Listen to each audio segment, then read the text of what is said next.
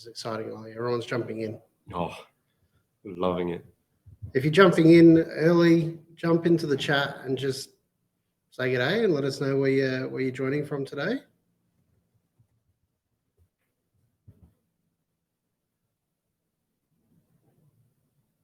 Is this your favorite part of the week, Ollie? Oh yeah, always. Talking about HubSpot, it's the best. Talking about the robots that are going to take our jobs. It's good. Or mostly Sam's job. Well, maybe. Well, Sam's on now. Yeah. Sam is, of course, our copywriter, and the media would have you believe that Sam's job is not long for this world. It's not quite accurate, but we'll talk about that today.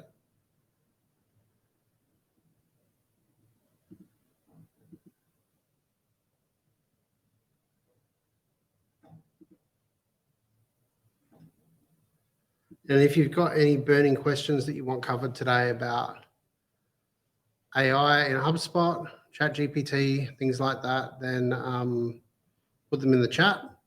We've got plenty of time today to go through your questions. But most of today is going to be all about AI and HubSpot and all about demonstrating it all so that you can see it working and know what's what.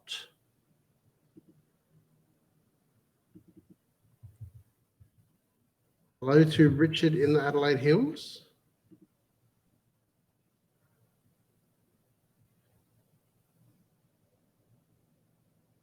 Must be difficult being in the Adelaide Hills. You're just tempted to sneak out to a winery for lunch. And when I live next to McLaren Vale, so I can relate.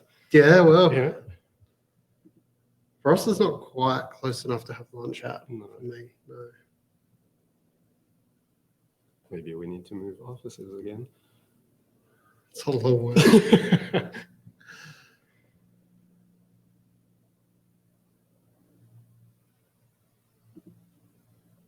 Oh, there you go. Richard's Pretzi Ponies a stone's throw away. Yeah, you're true. In. Richard, a bit of trivia about Ollie here. He's a expert brewer. Amateur brewer? Yeah, that's better. So amateur, let's not forget that. So very interested with Pretzi Pony. All right, I reckon we might get underway on the first bits. And we're recording this, so anyone who's missed it will be able to tune into the recording afterwards. What do you reckon? Yep, that sounds good to me. Awesome. All right. So today is all about unleashing the power of AI with HubSpot. HubSpot have released some beta features, which are all powered by ChatGPT, or the GPT model in HubSpot now. One thing to just mention about all of these features, not really as a fine print, but just remember that these features are in beta. And we've even found today that some things have changed basically overnight. So they are going to change as you go through them. Hopefully they're only going to get better, but definitely just keep that in mind when you're playing with them and getting to grips with them. So today, my name is Ryan. I should have started with that. Yeah. I'm the CEO here at Refuel Creative. And to my right and possibly your left is Ollie, our account strategist here. Hi. Hello, everyone. So Ollie today is going to take you through a number of examples of how you can use the new AI tools in HubSpot. Want to try and make this as interactive as possible. So if you've got questions, put them into the chat. We'll go through them throughout the session. So as soon as I see a question, I'll bump Ollie and we'll go through that together. All right. Let's get going, let's Ollie. get started.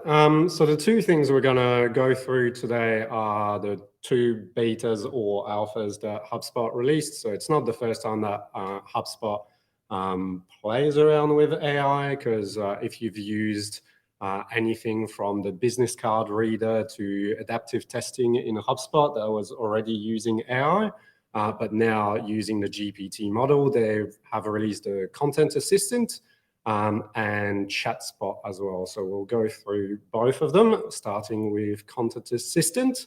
So content assistant is in beta, and as the name suggests, it helps you within your HubSpot portal to generate content. So you can modify content that is already in your portal on your website pages, knowledge base, or things like that. Or it can actually create content from scratch for you. So we're gonna go through both ways of creating content. And I guess that's useful, Ollie, because you can do a lot of that in ChatGPT if you've got a subscription or you're using that, but then you've got to grab it and move it over to HubSpot, manipulate it and do all of that, whereas you can do it just in HubSpot. Yep, that's it. So for the content assistant, what you need at the moment is a rich text module. If you're working on website pages or landing pages, if you're working on the blog, it can just be in your blog article. So if you look at, I've got a dummy website page here, you can see that I've got a bit of dummy content. So the content assistant will be there. I can select content already existing, and you've got that little prompt here that shows me a few options, and I can also do it on an area where there's no content to pop up with another set of prompts. So let's start with generating content from things that are already existing. So as you can see here, when I select my content, so you can rewrite, expand, summarize, or change the tone. So let's start with the expanding. So let's say I've got in my knowledge base here, we've got an article that is about where our head office is, and you can see that it's pretty succinct. And let's say that I want to flesh it out a little bit more and make it have a little bit more text into this. So I can select all my content here, select the prompt, and I'll do expand. And the content assistant will just generate. So I'll try to expand on what's already there and create a paragraph. So you can see that it's written a very nice paragraph about where our office is located. Maybe that's a bit overkill, but that was just for the example. It's a bit flowery, isn't it? Yeah. But I thought that was the perfect example. So from little to like next to nothing, it has actually created a couple of paragraphs, and you can see that it's our welcoming, talking about our welcoming stuff. So it's actually pretty well written. So that's the expanding thing. You can obviously use it on any piece of content in your. So that works on website pages, landing pages, blogs, the knowledge base, and also marketing emails. So let's go through the opposite. So I've got, for example, a blog post here about the changes to Microsoft Ads that Sam, our copywriter, wrote not long ago. And let's say that I'm not too happy. I think that that multimedia ads section is a little bit too meaty. I want to reduce it to just the one paragraph. I'll just select all of my text here, click on the prompt, and I'll do the exact opposite, which is summarize. So I'll basically take all that information and try to summarize it in as short a paragraph as possible. So let's give it a try.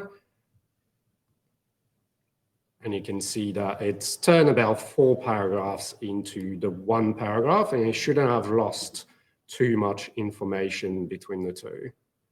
So that's pretty useful if you've got a website page, for example, that has a lot of content on it and that you find is way too long. This can be a good option to just try to summarize it and try to reduce the amount of text on your page a little bit.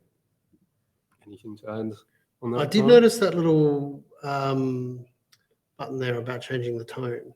Yeah, so we'll go through that. Fun. Yeah.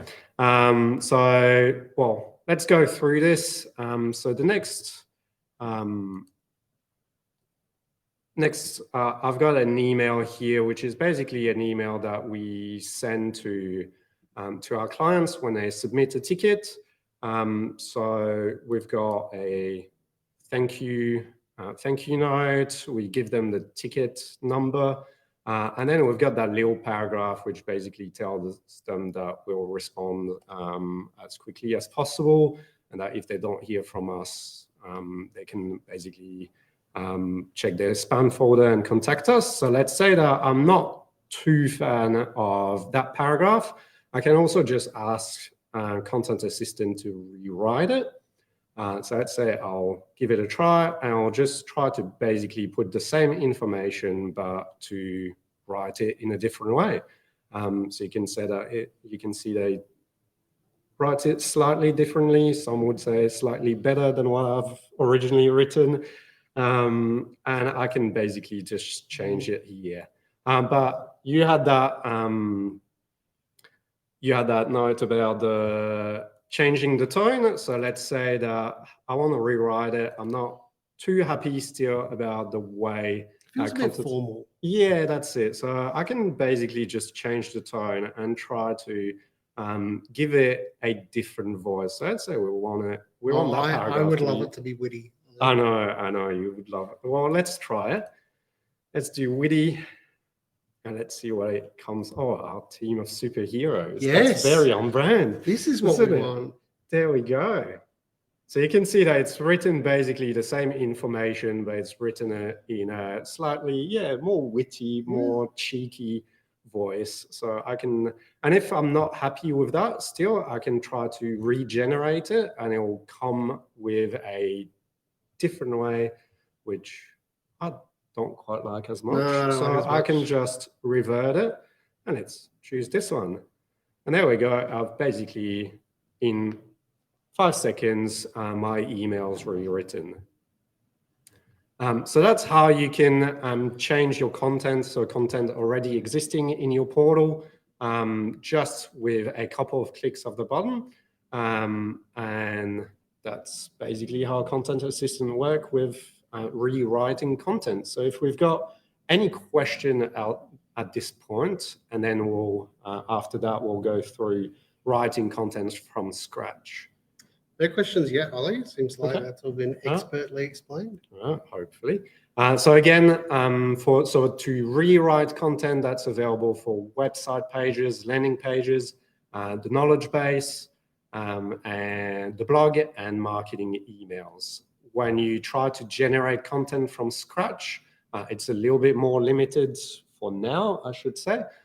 So that only works on the website pages, landing pages, and the blog. So you can't write from scratch as of yet in marketing emails or in your knowledge base.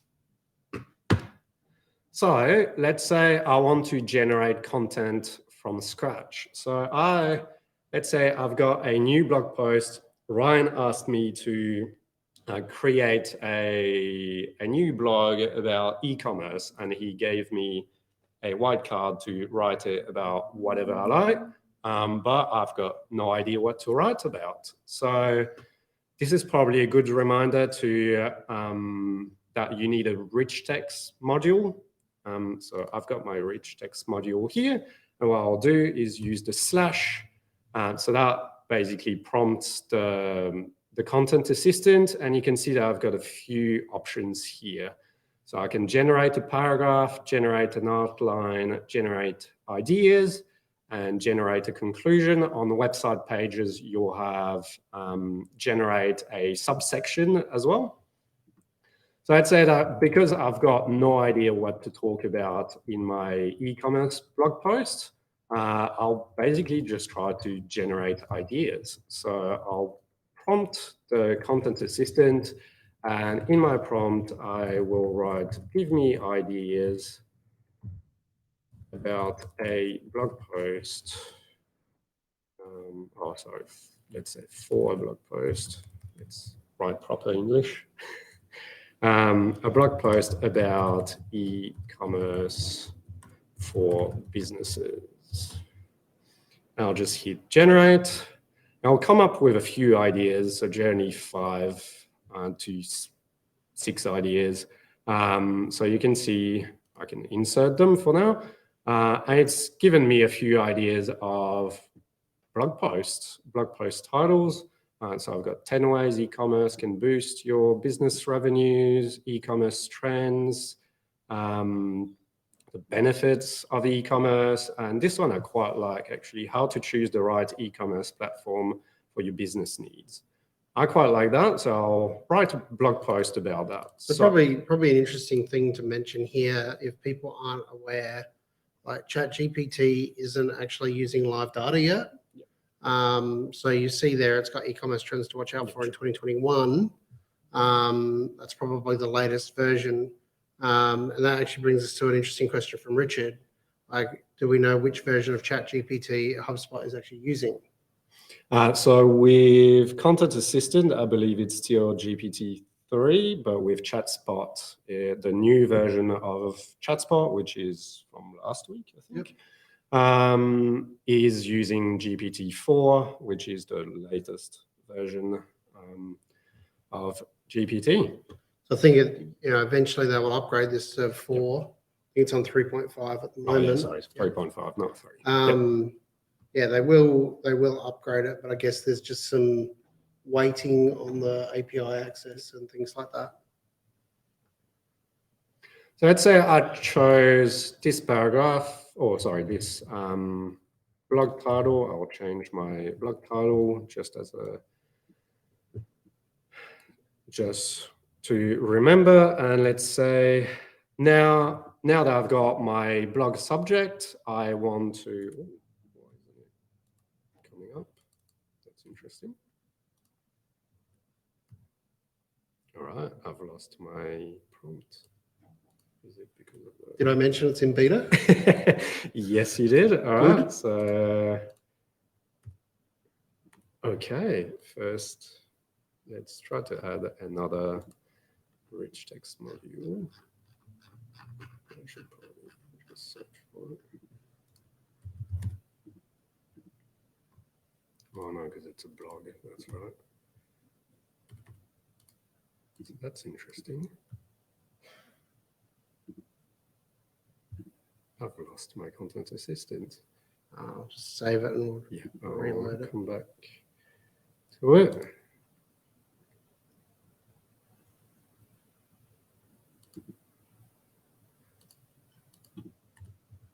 There we go. Right, so I've got my blog subject, and let's say that now I would like a bit of an outline. I still don't know really what to talk about. So I can ask it to generate an outline. So an outline is going to be basically a few headers about different subjects relating to what I give as a prompt, and a few ideas basically to put in as content in my blog. So if I go here, I will go with write an SEO friendly, because we're a marketing agency, so that's important. Outline for a blog post about choosing the right commerce platform for your business. I'll generate the outline here, and you'll see that it'll take a little bit of time because the outlines are generally pretty comprehensive. That's interesting, because they might have upgraded that to 4 since we checked last. Oh, have they? Okay. Well, the GPT-4 takes a lot longer to output than 3.5. Yeah. A good point. And so you can see that it's generated an outline for me. So at the moment, it doesn't. So you can see that it gives me H2s and H3s, but it's not basically formatting them at the moment. Hopefully they'll come in the future, but at the moment it just blurts them out as regular text. But you can see that it's created quite a comprehensive outline. So our first section will be about understanding your business needs, because it's important when you choose your e-commerce platforms, how to define your business objectives, then evaluating the features of e-commerce platforms, Then it goes through different platforms. So it's got Shopify here, WooCommerce, all the classics, factors to consider before making a decision. So it's quite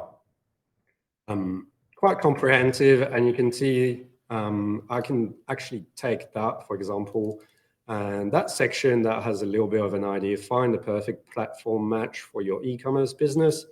Let's say that I can just expand on that one and see what he comes up with.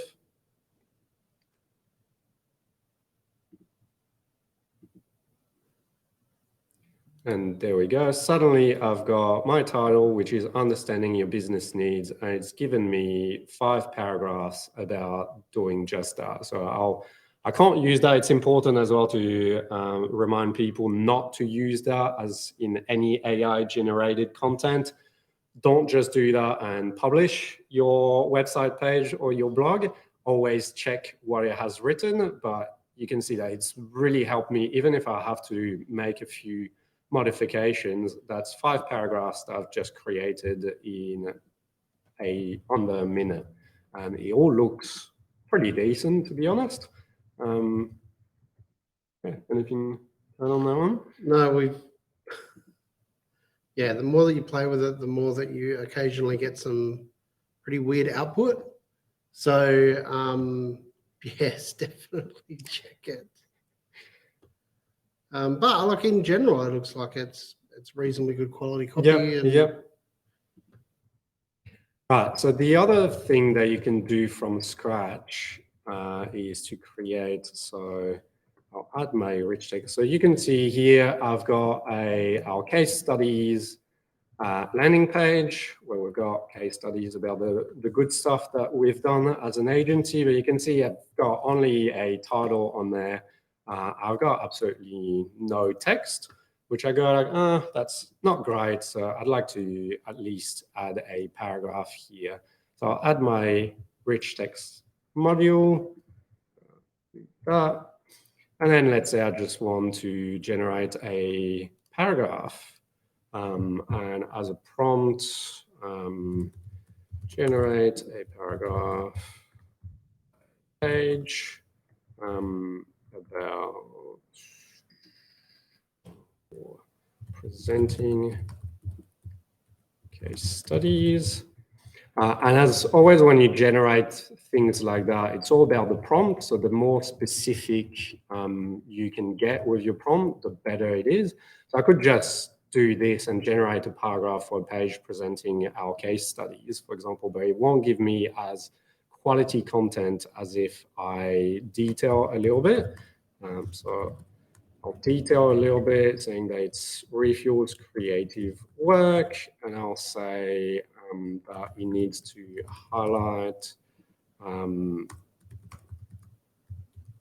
say that we're digital agencies so that it knows what to talk about, experience across various industries and domains, let's say. I can even encouraging people so I can add a little bit of a CTA to look at the case studies listed below. All right, so that's a pretty decent prompt. I'll generate that and see what it comes up with. You can see it's created a paragraph here saying that we've got extensive experience across a range of industries and domains, which is exactly what I asked for. We've got an expert team of digital professionals. That's good as well. And because I said we were digital agencies, it just says that we've got experience in web design, SEO, social media. You can see that's why you check from startups to Fortune 500 companies. You tell me if I'm wrong, but Fortune 500, okay. I'm not quite sure. But yeah, that's why you always need to double check. But that's a pretty good paragraph to start with. And it's got my CTA at the end. Take a look at our case studies and see for yourself. So that's pretty good. I'm pretty happy with that. Just a couple of minor modifications and that will be good to go. That one's an interesting one though, Ollie, because you only wanted a little bit of text up the top. Yep. and your prompt was almost as long as the paragraph it outlined. So like it may not be a good fit for every use case, but in this case, you didn't necessarily know what you wanted to write there. Yep. So you can use this as your own prompt. Yep. To fill in the blanks there, which is good. And if, let's say another thing that I can do is, let's say that case studies here, I find is a little bit boring. So I can generate a header. Let's say I'll give it a prompt as well. Write a captivating headline, because it's yes.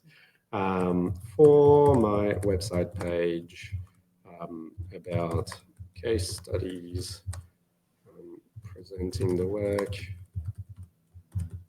Refuel Creative has done with its clients. Sorry about my very slow typing, by the way. I know it's bad for a digital agency to be a two-finger typer, but and there we go. Fueling success, case studies, highlighting Refuel Creative's client work. That's much better than just case studies. I can just, if I want that, I just did it there because that's a header. That's a header module, so I can't use the content assistant there, but I can basically just copy that and put it as the title. And you can see that it's even come up with a bit of a subtitle slash paragraph. So that's pretty good. Pretty happy with that. I actually prefer the subtitle to the paragraph. Okay, well, we can delete the paragraph. Or do you want it shorter? Let's try again the summarize option. And let's see if it... There we go. It's transformed the whole paragraph into one line. There we go. It's better. You're happy with that? Happy with that. Cool.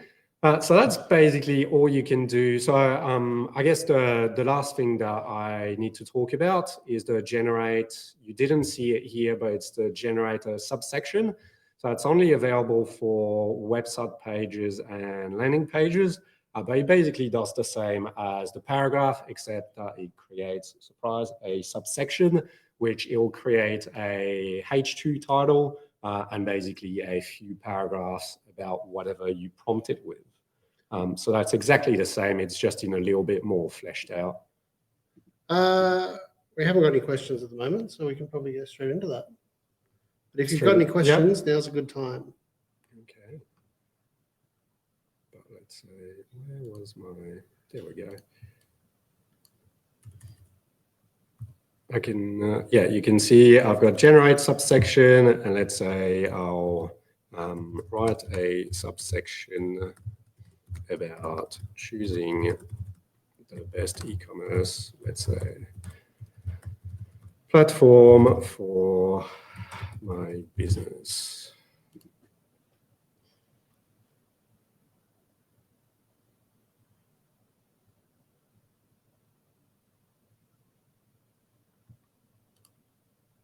And there we go. It's given me a title, it's given me a H2 title, and then a couple of paragraphs about selecting the right e-commerce platform. So it's exactly the same as creating a paragraph. It's just a little bit meatier, let's say. So still no questions, Ryan, at this point? No questions.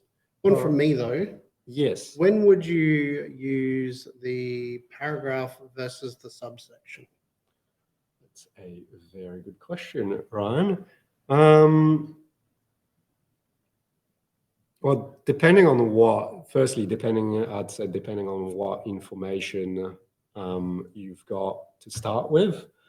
So if I've got already quite a good idea of what I'm going to talk about, writing a paragraph might be good, as in if I just need, like, you know, I've written a little bit, or I've got my outline, I know what I want to talk about, but I sort of feel like I could do with a bit more information about this. I can write a paragraph. I'd probably use the subsection if I really want to get a lot of information at once, or I'm not a specialist in what I'm trying to write about, and I really need more ideas, so I'll probably use the subsection for that. And then you can once it's written your subsection, for example, I can build on it and go, well, yeah, this is good, but I feel like it needs a bit more information about this. So I can prompt it to write a paragraph about that. So you can go with the subsection as a base, and then paragraph to just basically flesh it out. That answers the question. Yeah. That was a very long answer for a short question. Sorry. The last bit we'll go with the content assistant is that I can also help you write sales emails. So we went through the rewriting in marketing emails here, but it can also help you create sales emails. So if you've got, at the moment, it's only working with the Google Suite, so only if you're working with Gmail. But if you've got Gmail linked with HubSpot, which I obviously do, you can compose an email here, and you can see that I've got the content assistant here that nicely proposes to me to write an email for me. So let's do it. You can see it pops up with the generate content. You can choose your email type. So you've got at the moment introduction email, cold outreach, and follow up.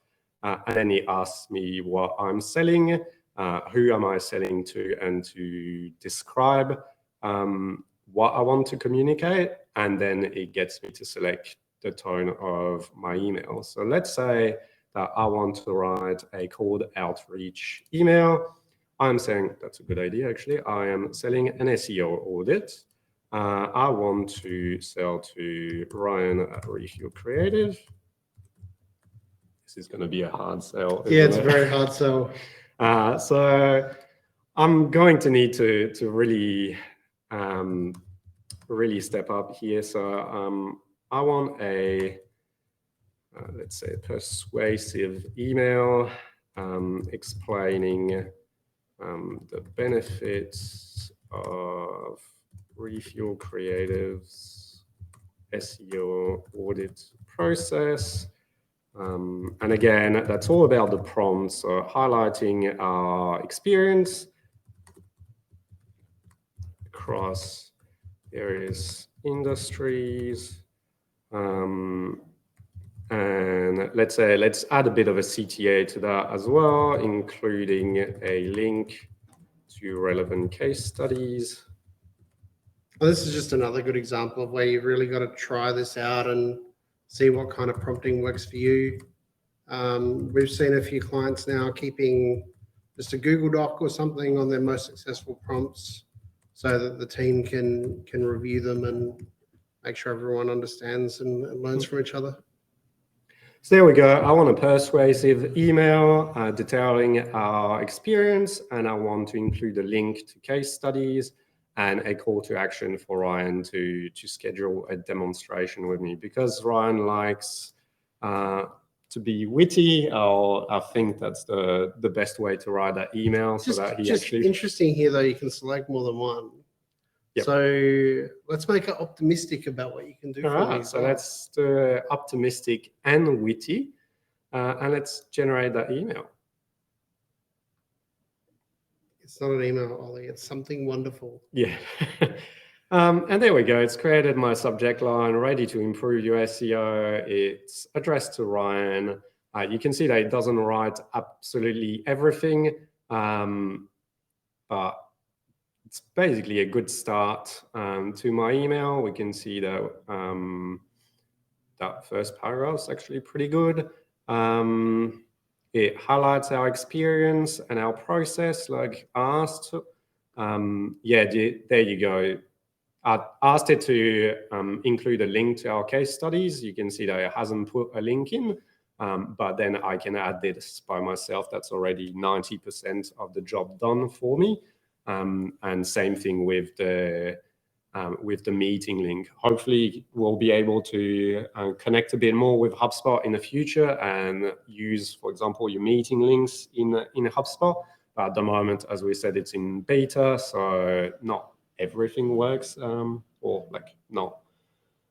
There's still improvements to be brought. And let's say that I don't like that email. I'm like, yeah, this is good, but it could be better. I can actually generate more. I thought it was interesting that I didn't know your name. Yeah, actually, that's a good point. So you can see if I generate more, so you can generate up to 5, and it's created a whole different email. Well, not wholly different, but a bit different with a bit of a different wording. And so I can generate a few wonderful things.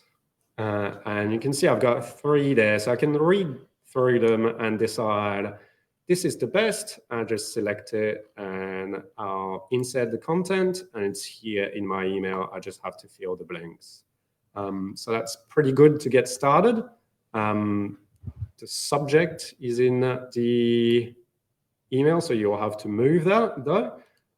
So that's, again, one of hopefully the improvements in the future. But that's a pretty good start. I've written a whole email in a few seconds. So let's try another type of email. Let's say that I want to follow up. Let's say that this time I want to follow up about the HubSpot Marketing Hub implementation. I'm still selling to Ryan, because why wouldn't I? And let's say we've just had a phone call, so I want an email thanking the client. I could write Ryan, but for their time on the phone yesterday, including a brief overview, let's say, of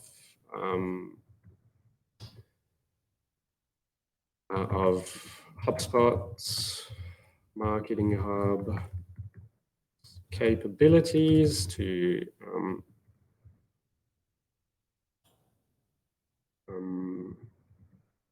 to make them understand it's a good fit. It's a good fit for that business. So it's kind of like, it's not taking away, if you listen to the media and things, they talk about it basically. You don't have to think about this. It just does it all for you. I mean, you still really have to think about what it outputs. Otherwise, it's not going to be able to output anything. Yeah, and you can see that I'm not necessarily gaining a lot of time at the moment because I'm making on purpose sort of complicated prompts.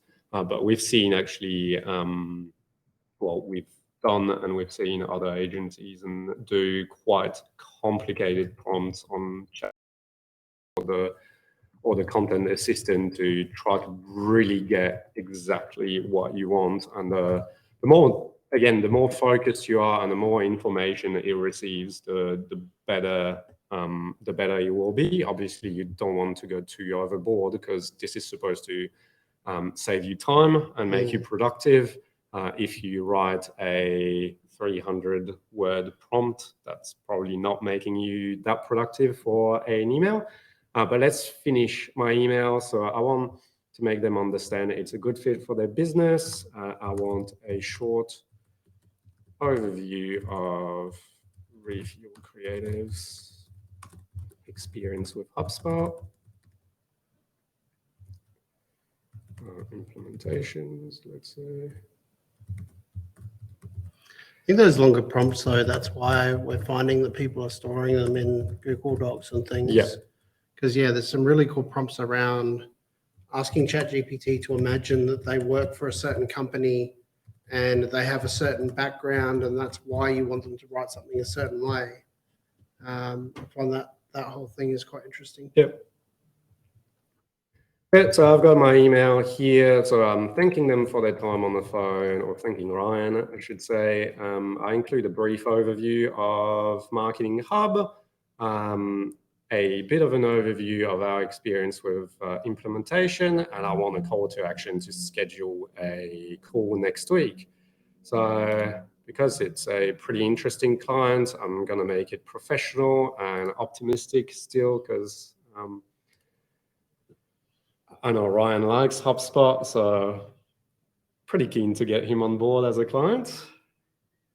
And there we go. Again, it's created an email for me with the subject line, following up on our conversation yesterday, thanking Ryan. So that's perfect. Again, it hasn't picked up your name either, which is interesting, but hopefully they'll come soon. Then it details Marketing Hub and how powerful a platform it is. We have experience with implementations, and then it's got a bit of a CTA to schedule a meeting next week. So I'm pretty happy with that.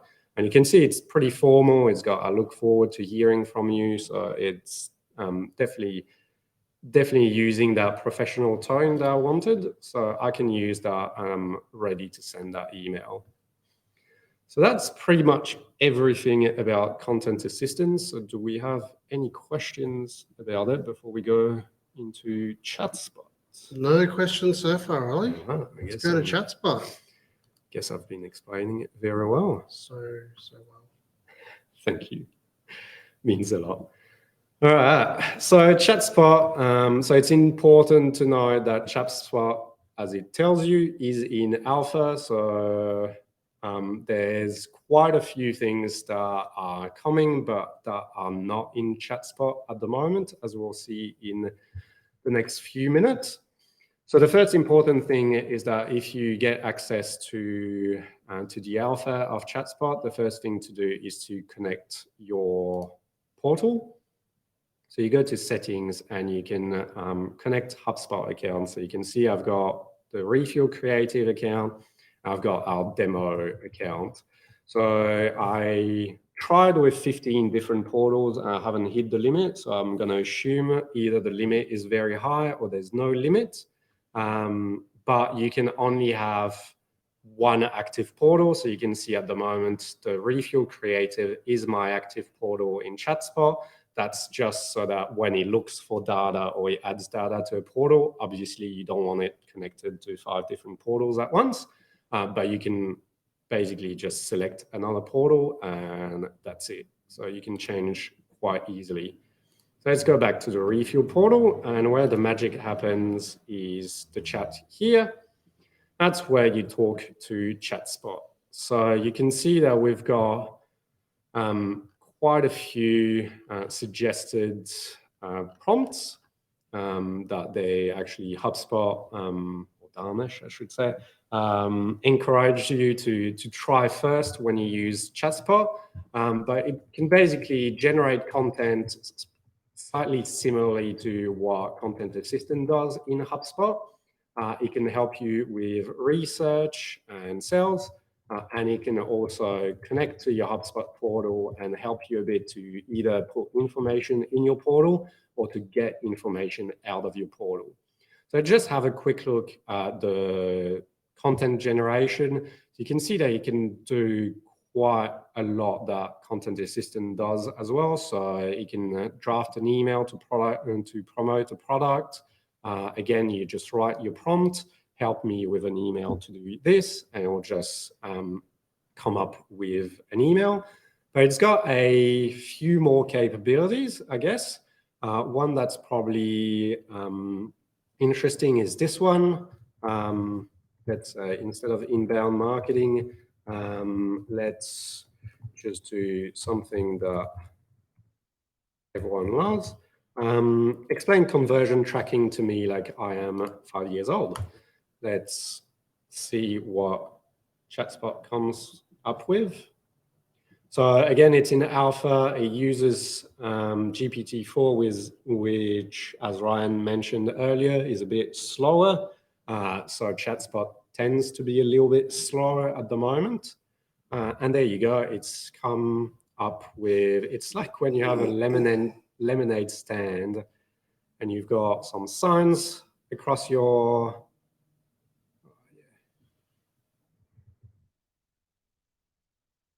okay, so it's a pretty good comparison. Would you use lemonade stands to talk about conversion? I would never have thought of using lemonade stands, but that's good. So that's a pretty good description. Now, another good thing that Content Assistant doesn't do and that ChatSpot do is generating an image. So let's say that I wanted to explain conversion tracking for a blog post. So now I can generate an image, but instead of a dog at a computer, I'll say generate an image of a lemonade stand.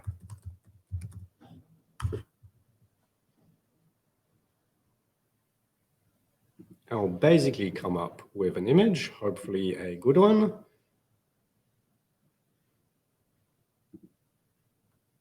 There we go. That looks like a lemonade stand. Yeah. So that's pretty good. If I want to use that image for, obviously you can be a bit more specific about your prompt, but if I wanted to use that image for my blog about content tracking and use that lemonade stand comparison, I could, and you can see that you can edit the visual style, but also importantly, you can actually upload that image straight into HubSpot. So if I'm happy with it, I can upload it to HubSpot, and when I create my blog, I can basically just use that image. Are there any questions about that yet? Not yet. So I guess if people aren't familiar with Dharmesh and ChatSpot, Dharmesh is one of the co-founders of HubSpot. He's been their CTO for a number of years. And he's in a position now where he spends a lot of time just working on, I guess, What he like wants. what he wants. Yeah, he's kind of earned that right. And so a few years ago, he invented this thing called, I think it was still called ChatSpot. Yeah, I think so. And it was a very similar product that went into Slack, and you could ask it to do different things. And while you were talking, Ollie, I was just checking, and you can do things like I just asked it for a list of all the companies that use HubSpot in Adelaide. Yep. And so it can go through and give me a list of 87 companies that use HubSpot in Adelaide. And then I can add them to my prospecting list and go back and follow them up. So like really powerful for, I mean, in this case, it's basically given me an explanation that I can use in a blog. It's given me an image I can use in a blog. And, but it can also help me with my prospecting, help me with my email out to my prospects. Interesting. What prompt did you use? I said, show me a list of all the companies that use HubSpot in Adelaide. Okay. So I might be having a little bug today. A list of all the companies. So you can see that's probably a perfect example actually is that you'll see that sentence pop up a lot in ChatSpot is that I understand what you're asking, but I'm not able to do that yet. So obviously it's in alpha, there's stuff that is coming, but it's not able to quite do everything at the moment, everything that's planned. And that's a good example is that it understands that what I want, but it just can't do it at the moment. So that actually goes into our second bit, which is the industry research. So obviously, Ryan, for some reason, managed to, maybe it's the magical touch, managed to get his list of companies that use HubSpot in Adelaide. I couldn't for some reason, but you can ask questions like that. I could also ask for a list of marketing agencies with more than 10 employees in Adelaide. I should be able to come up with a list for me, and then you can basically add all of those companies into HubSpot, or I think you can also add that to a spreadsheet in Google Drive, can't you? Yes. Yes. The other thing that you can do, for example, is to check keywords. So let's say what PPC keywords does HubSpot buy? And if I ask that question, it will basically find me a list of keywords, hopefully. But yep, there we go. So it's come up with there's nothing nothing too surprising here, but you can see that HubSpot ranks pretty well. You can see the search, it's giving me the search volume. So another limitation of that, I tried it this morning actually, is that you can't ask for search volume somewhere specific. So it just gives you generic search volume. So I can't ask for, if I ask for search volumes in Australia, it will basically give me the same number. And it gives me the CPC and a link. You can also check organic keywords. So that was paid keyword. Can ask what organic keywords HubSpot.com ranks for. And it gives me a list. So at the moment, I believe you can't change it always gives you 10. I don't think you can change that. We can probably check it. Give me the 20 organic. Let's try that. Oh, goodness. But it's funny with some of this, from a reporting perspective, like if you've got your reports, dashboards, and things already set up in HubSpot, it's probably not really that useful, unless you're kind of going on a mission to look for something in particular, and then you can basically just have a conversation with it to try and find what you're looking for. Yep. But from a content generation perspective, very useful. Yep. From a sales perspective, doing your research, like it cut a lot of time out of your research process. Yep. I'd say the other thing that you can do is to look for information about a specific company. So so you have to use the domain for that. You can just can't say look for information about Refuel Creative, but if I give our domain, we'll basically look for information about Refuel. And you can see, about the previous prompt asked for 20 organic keywords and it still gave me only 10. So at the moment it's limited to 10, which is all right. And yeah, you can see it's found a fair amount of information about Refuel Creative. All of it is pretty accurate. We're in South Australia, 2016 founding year, about 15 employees, and it's even given me the LinkedIn and the Twitter. And it's given me all the information as well with industries that looks pretty accurate as well. Take HubSpot, yes, of course. So that's another way to do your research, is to look for specific companies and to find a bit of information like that. And you can add to HubSpot, you can track the company, which at the moment, actually, I'm pretty sure it's still not available. Yeah, so that's another example of something that will come hopefully in a very near future. But that ChatSpot's not able to do yet, but you can add the company to HubSpot. So let's say that I've looked for potential customers with my first query. Then one of them looked interesting, so I've looked for information about that company. I can add it to HubSpot, and then I can do things with the contact records. So for example, assign an owner, which we'll go through in just a second. So is there any questions about research with ChatSpot?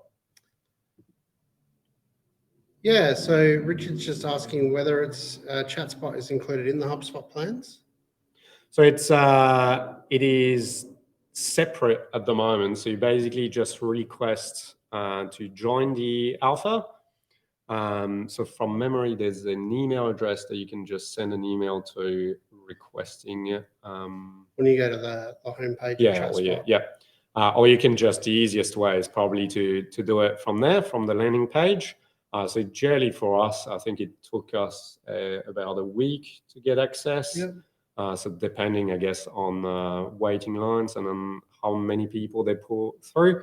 But it's basically not linked to your HubSpot portal. So you can get access if you're on free. You can get access if you're on enterprise. It doesn't matter really at the moment. And I guess don't take offense if it's more or less than a week. HubSpot have like a reputation, I guess, for pausing intakes into betas if they identify a problem. So if they think you're going to have a bad experience, they'd rather wait a week or two to let you in and fix the bug first than just let you straight in and deal with the issues. So yeah, it might take a couple of weeks, but that's okay. I guess the other thing that's interesting about ChatSpot that we didn't really cover is it's powered by GPT-4 now. You get so used to ChatGPT that you forget that the model's actually GPT-4. But you'll actually see on the homepage that they talk about DALL-E, which is the image generation model.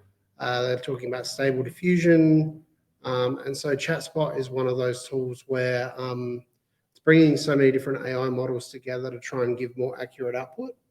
And I think we'll see more of that coming out. I think Bing's starting to do a bit of that. They sort of started with GPT-4 and now they're building in their own models as well. And so when we're layering in those models, we should hopefully get better output. But some of the images I just tried to generate were terrible. Especially when you try to use faces or text. Yes. Obviously, it's not great. But yeah, again, it'll get better very quickly. You know, the difference between GPT 3.5 and GPT-4 was reasonably big, and so it'll keep getting better from there.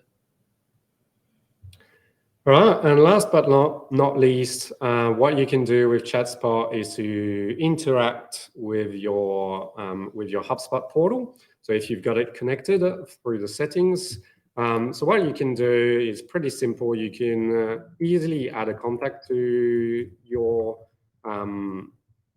portal. So let's say I want to add the contact test at refuelcreative.com.au.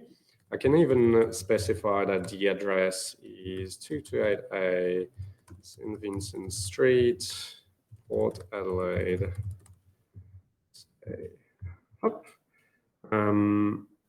Let's try that.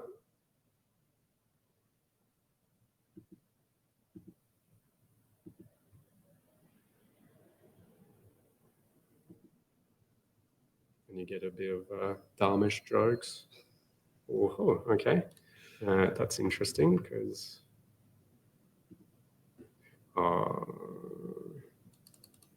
it's interesting because I just did it this morning. Maybe that's because Dharmish has no qualms about his dad jokes. He's very proud of them. True.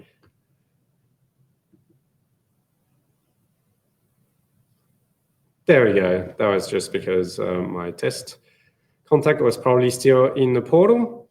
So you can see that it's added that contact, specified the address, and it's actually even split it between address, city, state, and postcode. So that's pretty cool. I can view the new contact in HubSpot. I can add a note to it, or I can add a task. Hey, Ryan, this is someone from the company I've looked up before. Please chase them up for Marketing Hub implementation, for example. You can also assign an owner. So let's say assign owner, assign Ryan as owner of testing at refuelcreative.com.au. If everything works well, it should add Ryan as the owner of that new contact, which I'm sure you'll be absolutely happy about. There we go. It's assigned the owner successfully. And if I look at the contact record, of course, there's no, but Ryan is the owner of that contact. Another thing that you can do is to actually show a contact record. So if I want to show the contact record or my own contact record in ChatSpot, so to just look it up very quickly. So again, it works only with email addresses because they're the unique identifier in HubSpot. You can see that it's come up with my contact record, and it's got the information about me. One thing that I found a bit annoying is that you don't have links to the contact record when you do it that way, which hopefully will be sorted out very soon. And another thing that you can do is to display or create reports, sorry, pardon the Frenchness. So for example, you've got a few prompts here. How many contacts were added this month? So you can basically come up with a few reports. Obviously, this is, again, something that ChatSpot needs to get better at. So if you ask for reports that are a little bit too complex, it won't understand, or it won't be able to create them for you. You can see I've asked how many contacts were added this month, and it answers 123. I can ask it for a report of contacts per life cycle stage. And that one, you should be able to do it. I'll just look into our portal and sort out all of our contacts. There we go. We've got our life cycle stages, and it gives me the count of contacts. So I can save that report to HubSpot, or I can save it as a Google Sheet as well. And hopefully in the future, for example, you could generate a chart comparing, actually that one's already, yeah, it's already in a default prompt. So I want a chart comparing the website traffic over the last 30 days, and you should be able to generate that chart, and same thing, you'll be able to save it into HubSpot. At the moment, it will, unless that changed very recently, that's another thing that's coming very soon. But hopefully, instead of creating your reports by yourself in HubSpot, you'll be able to just prompt ChatSpot and it'll create those reports for you. So that's pretty much it. Just probably before we finish is a quick note on prompts best practices. So again, to be as specific as possible. If you want something very detailed, you have to be detailed in your prompts. To use simple language, and AI doesn't have a master's in philosophy or in in writing, so it doesn't quite understand complex language. So be as simple as possible. Provide examples or additional informations, again, to just set the context and the tone of your request. And if you don't get what you want, just experiment. We're still very much in that stage with AI where we still need to experiment and try new things. So do you want to talk very quickly about where you think this is going to go from there? Sure. The use of AI and HubSpot? We're just over 2 o'clock. But yeah, sorry. That's all right. Oh, just a quick, just to close it off, I guess. Just where do you think this is going, and how is it going to change our use of HubSpot in the future? I think the really interesting thing that we're seeing at the moment is, like, it's great that HubSpot have been building this in. But one of the great things about the HubSpot platform is the way that everyone can connect in and put data in and do what they need to do through integrations. And what we're already starting to see is clever integrations being added into workflows. There's an add-on I've seen where it can take your, as an output of a workflow, it can put everything into a Google Sheet, do some VLOOKUPs and things like that to get you the data in the format you need it to. We're seeing some interesting things like if you've used Ops Hub to do number formatting and things like that, Ops Hub for some functions can be reasonably complicated, but there is a ChatGPT powered workflow extension where you can just say, take take the user's phone number and reformat it in this format. And so it becomes more accessible to be able to make more advanced changes to your HubSpot data. And I think that'll just keep growing. I'm really excited about things like being able to train GPT on your data, like look at all your quotes and be able to give you a list of what makes a good quote, what makes a bad quote. There's so much ground here and there's so much data in HubSpot. We've been using an add-on for quite some time called 7th Sense that uses your HubSpot data in terms of when you've opened your emails. And so then it will send emails at different times of day, personalizing the send time for every individual user. So there's all these really cool things. If you've got all of your data in your CRM, you'll be able to provide some amazing personalized experiences to your customer base. It's just a matter of catching up, really. All right. Well, you got anything to add? I think, as you said, there's plenty of a lot of possibilities. One that I'm excited about is lead scoring and how GPT could actually look at, as you said, the data in your portal, actually come up with a proper lead scoring so that you basically identifying, hey, this is a good lead, and just letting you know. And that's something that we all tend to struggle with a little bit. That could get a lot easier with that. So definitely very excited about the possibilities in the future. Great. Well, we haven't got any last questions, so we might log off. If you do have any questions after the event, then just jump on our website and ask us in the chat, and Ollie and I will be there to answer any questions you've got. In the meantime, you'll see that we've built out the event program for the year.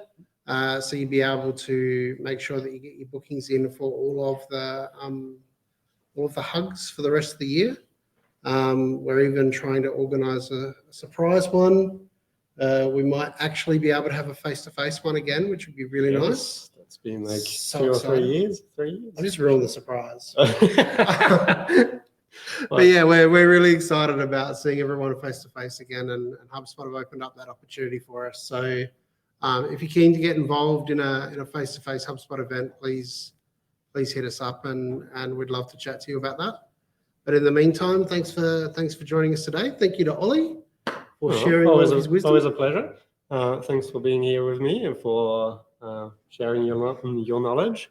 And thanks everyone. Hope you enjoyed the presentation, and hope you're as excited about using AI with HubSpot as we are. And just play around with it, register to the beta and to the alpha, and just have fun. Cool. Thank you. See ya. Yeah.